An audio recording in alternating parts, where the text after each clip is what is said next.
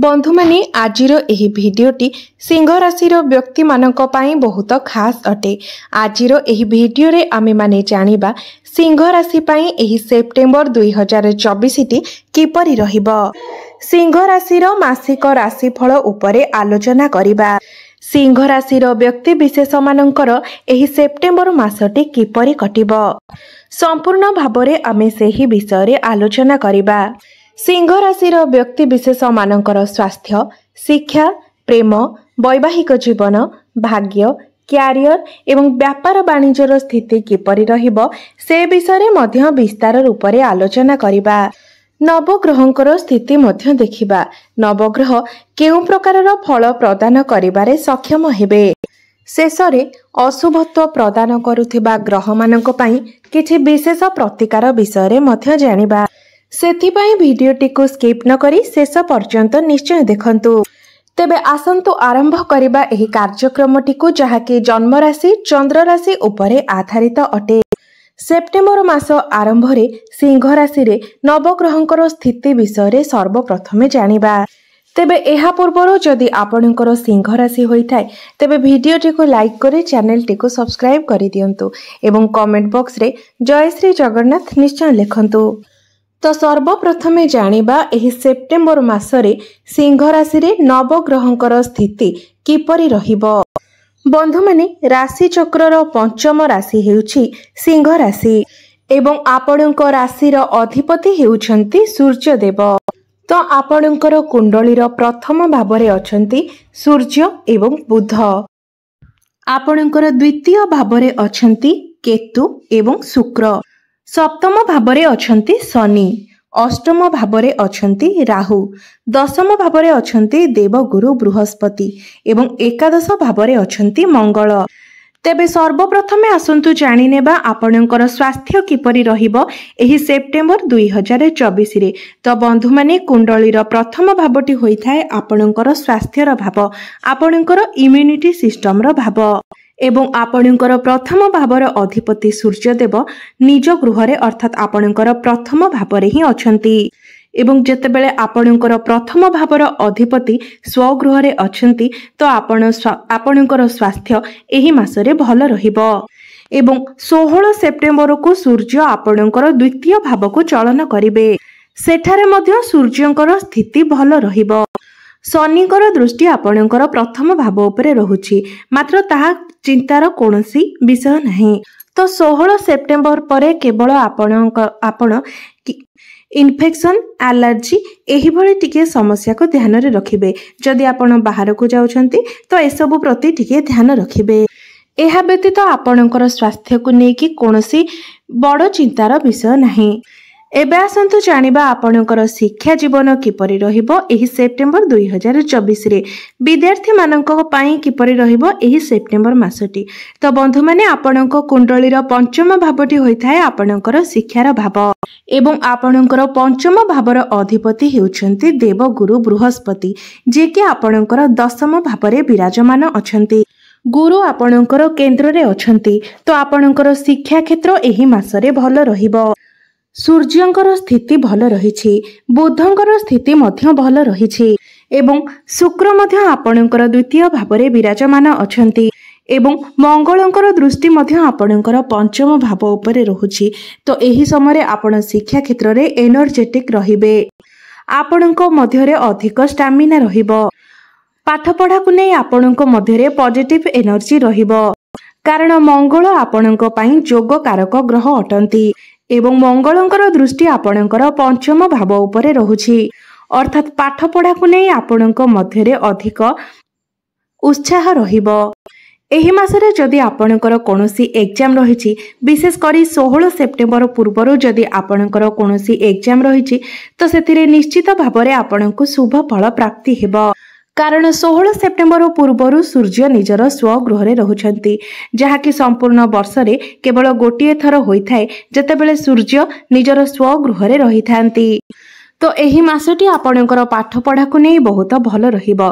एबे आसंतु जानिबा आपणकर प्रेम जीवन किपरि रहिबो एही सेप्टेम्बर 2024 रे। तो बंधु माने कुंडलीर पंचम भावटी आपणकर पाठपढ़ार भाव हेबा सहित कुंडलीर पंचम भावटी होइथाय आपणकर प्रेम जीवनर भाव, आपणकर संतानर भाव एवं आपणकर पंचम भावर अधिपति हेउछन्ति देवगुरु बृहस्पति, जे कि आपणकर दशम भावरे विराजमान अछंती। मंगलंकर दृष्टि आपणकर पंचम भाव उपरे रहुछि। सूर्यंक सहित बुध अछंती एवं सूर्य आपणकर प्रथम भावरे अछंती, जहा फलरे आपणक मध्यरे टिके राग स्वभाव देखादेबो।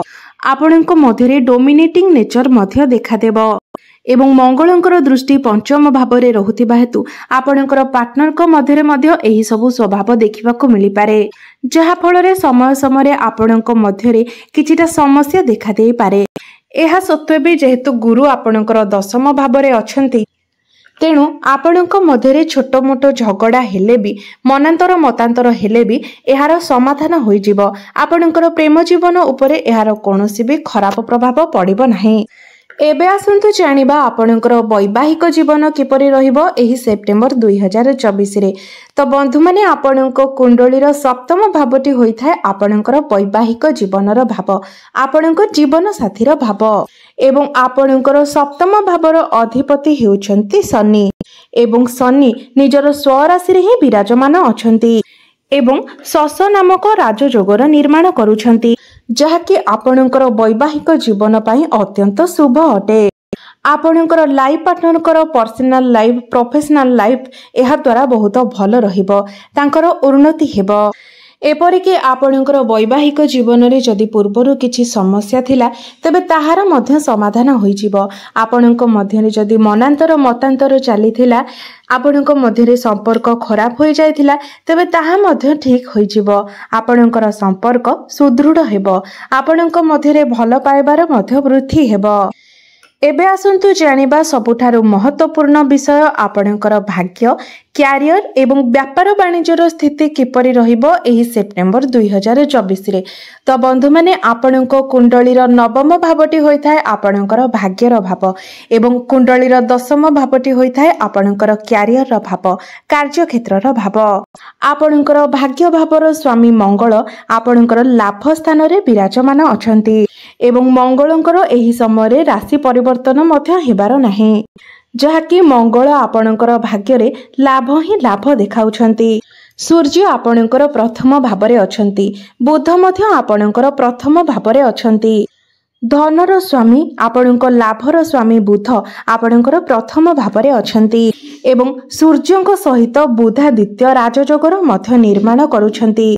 तो एही मासरे आपण जहा चाहिए ताहा करि पारिबे, जहा भी डिसीजन नेबा पई चाहिए।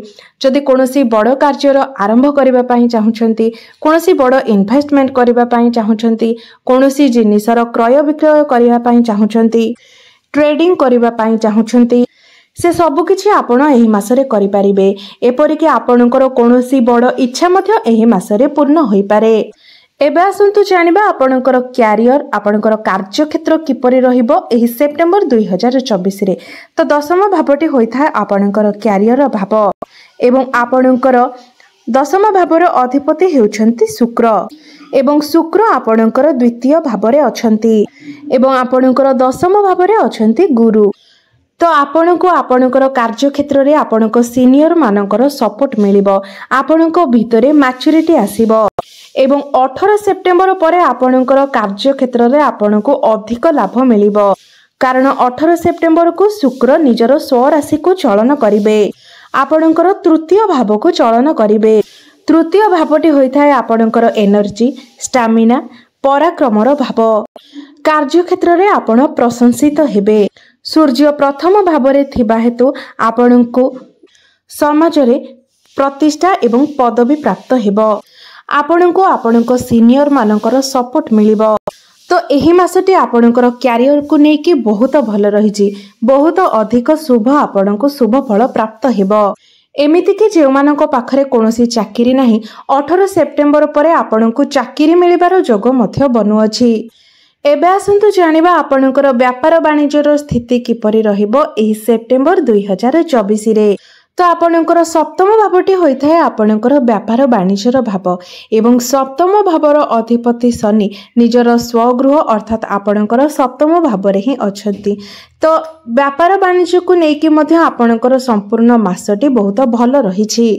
बुध मध्य आपणकर प्रथम भावरे अछंती जहा फଳରେ आपण वाणी द्वारा मध्य अधिक धन लाभ करि पारिबे कारण वाणी द्वारा लोक माने आपणक आडको आकर्षित हेबे।